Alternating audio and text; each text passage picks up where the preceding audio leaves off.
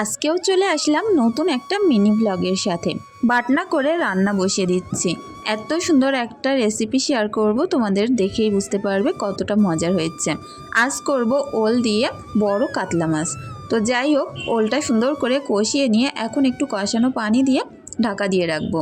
এর মাঝে দোকান থেকে ডিম এনেছিলাম, 7টা রান্না করেছিলাম, 3টে ছিল, সেগুলো গুছিয়ে এখন সবজিটা সুন্দর করে কষিয়ে মাছগুলো তুলে দেব। আজ আমি তোমাদের সঙ্গে শেয়ার করব আমার হেয়ার কেয়ার রুটিনটা।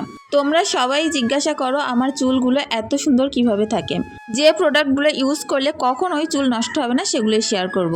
দুপুরে ছিল ওল মাছ, তারপরে মাংস আর শাক। মাংসটা পাশের বাড়ির একটা দিদি দিয়েছে। এদিকে দেখো সুন্দর করে মুখে একটু ক্রিম লাগিয়ে নিলাম। আর তারপরে দেখো স্টেক্স ক্যানভর, এই 3টে প্রোডাক্ট ব্যবহার করলে কখনোই চুল নষ্ট হবে না। একটা হচ্ছে শ্যাম্পু, সিরাম আর কন্ডিশনার। শ্যাম্পুটা করার পরে কন্ডিশনার, তারপরে সিরাম ইউজ করে চুলটা দেখো কত সুন্দর হয়েছে।